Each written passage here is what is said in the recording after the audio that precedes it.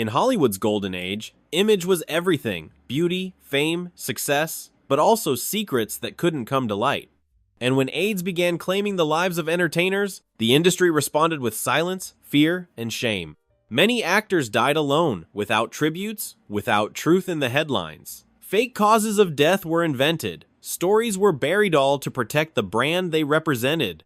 Today, we uncover 10 silenced lives, those who gave everything to cinema and died, forgotten, judged, or hidden. Are you ready? Let's dive in. Perkins had that rare mix of tenderness and uneasy presence that made him unforgettable, and that hid a double life. From a young age, he had secret relationships with men, including fellow actor Tab Hunter, with whom he shared years of passion and fear. The studio demanded he keep a clean image, and when suspicions grew, they convinced him to marry a woman to clean up his reputation. When he contracted the virus, he told no one outside his closest circle. He died consumed by the illness, and only after his death was the diagnosis made public. His widow also contracted the virus, supposedly from a blood transfusion, though deep down, everyone knew the truth. Hollywood didn't just give him fame, taught him to lie to survive. And that's what ended up killing him, slowly. In Midnight Express, he showed everything: his body, his soul, his darkness, but what he didn't show was his harshest truth. He had relationships with men, often in secret, often out of necessity. In the 1980s, the stigma of being bisexual or gay was as heavy as the virus that was spreading silently. He contracted HIV at a time when insurance wouldn't cover treatment and studios dropped actors without mercy. Brad chose to hide it. He self-medicated, vanished for weeks, and lived in fear that a tabloid would expose him. In the end, he chose to die on his own terms, refusing to let the virus take what little was left of him. He left with no tribute, no recognition. The industry couldn't handle that one of its idols was everything they feared: talented, addicted, vulnerable, and a man who loved men. On screen, he was sophisticated, charming, always the wise or cynical character. But in real life, he was openly bisexual and didn't hide it in private circles, something rare and brave for his generation. He had relationships with men for years and never apologized for it. He contracted HIV in the 80s when people were whispering about the virus, but no one wanted to acknowledge it in the credits. He kept working, though increasingly isolated.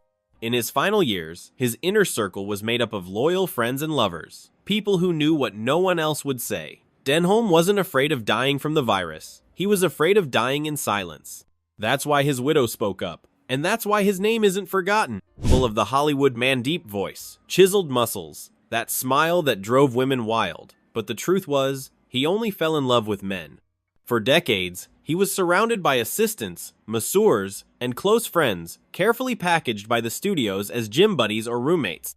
There were whispers of private parties with other actors, contracts with confidentiality clauses, and fake relationships arranged by publicists to protect the brand.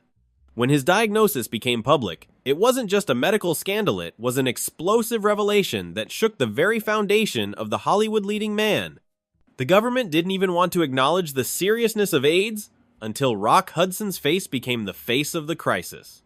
Known to millions as the lovable dad on the Brady Bunch, Robert Reed spent years as the picture-perfect man, the ideal husband, the steady father, the pillar of a happy home, at least on screen. But behind the scenes, his reality was very different. He was gay and lived under crushing pressure to keep it hidden. CBS would never have allowed him in that role if his orientation had been public.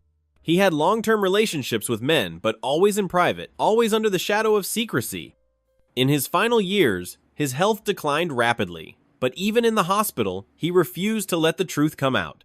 When he died in 1992, the official statement cited cancer and other complications. Only later was it revealed he had been living with HIV, and the industry knew, but chose to look the other way.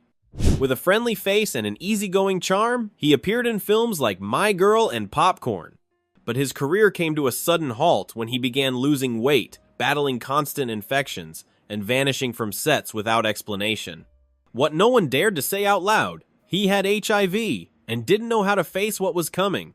At first, he tried to hide it, but in the early 90s, he made the choice to speak publicly.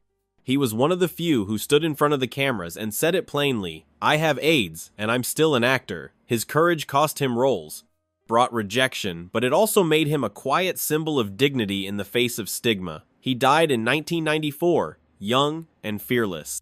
He was one of the first actors in Hollywood who didn't hide his homosexuality, and he paid the price. His role in The Gay Deceivers made him a cult figure within the LGBTQ+ community, but also a target for the studios, who labeled him unmarketable. Greer lived with the weight of being visible while being pushed to the margins. He had multiple partners and spoke openly about sex, love, and the hypocritical system around him. When he contracted HIV, he became a quiet activist supporting fellow actors who were sick, volunteering in community clinics. He died in 2002, without scandal, but with his head held high.